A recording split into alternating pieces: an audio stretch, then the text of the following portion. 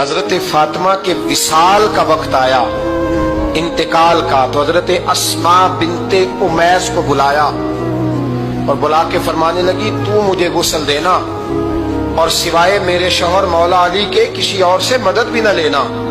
اور فرمانے لگی میں نے حبشہ کے بارے میں سنا ہے کہ وہاں جب بیویوں کا جنازہ اٹھتا تھا تو وہ لوگ چارپائی کے اوپر یوں کر کے اس طرح کر کے لکڑیاں لگاتے تھے، نیچے باندھ لیتے تھے اور لکڑی میں لچک ہو تو اوپر جا کے پھر اس کو باندھ دیتے تھے تو پردہ بن جاتا تھا۔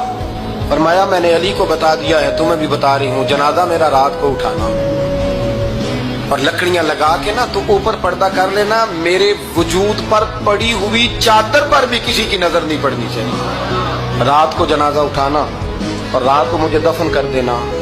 مدینہ منورہ میں حضور کے وصال ظاہری کے 6 ماہ بعد جناب فاطمہ الزہرا کا جنازہ اٹھا تو مسجد نبوی شریف سے ایک شخص اپنی داڑھی آنسوؤں سے بھگوتا ہوا نکلا تو حضرت ابوبکر صدیق نے کھڑا کر کے پوچھا کیوں نبی پاک کے چچا عباس روتے کیوں ہو؟ حضرت عباس کہنے لگے پہلے حضور گئے تھے، اب نبی پاک کی تصویر بھی چلی گئی۔ کیا ہوا؟ کہ جناب فاطمہ کا وصال ہوا۔ پھر سے ایک دفعہ مدینے میں رات آئی، پھر سے شام ہوئی، پھر سے جنازہ اٹھا۔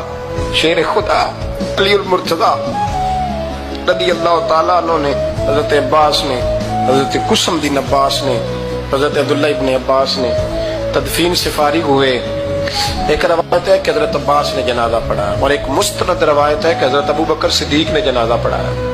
اور جب جنازہ پڑھا کر کے باہر نکلے تو حضرت علی شیر خدا کی آنکھوں میں آنسو تھے۔ اتنے کالی روتے کیوں ہو؟ مانے لگے صرف فاطمہ نہیں گئی، مصطفیٰ کریم کی امت کے لیے دعائیں کرنے والا ایک بڑا ہاتھ رخصت ہوا ہے، ایک بڑا ہاتھ۔ جناب فاطمہ الزہرا نے 29 سال کی عمر مبارک گزاری۔ میں نے پہلے بھی ایک دفعہ یہ موضوع بیان کیا تھا تو میں نے بات کر دی تھی، کیونکہ میں نے نہیں کی، وہ بات کسی اور کی ہے، کرنی بڑی ضروری ہے۔ علامہ اقبال کہنے لگے، اسرار بے خودی میں لکھنے لگے کہ فاطمہ جو تو نے کیا ہے وہ کوئی نہیں کر سکتا۔ اقبال کہنے لگے فاطمہ جب تجھے دیکھتا ہوں نا تڑپ اٹھتا ہوں۔ کہنے لگا فاطمہ میرے رسول کریم نے نا میرے پاؤں میں شریعت کی زنجیریں باندھ دی ہیں، اگر مجھے شریعت منع نہ کرتی، حضور پابند نہ کرتے تو میں کعبے کا طواف نہ کرتا، تیری قبر کا طواف کرتا۔ کہتے ہیں نبی پاک کی جو جان ہے وہ سیدہ فاطمہ ہے، اور صرف جان نہیں، یہ وہ والی حضور کی جان ہے جس سے نبی پاک سکون حاصل کرتے۔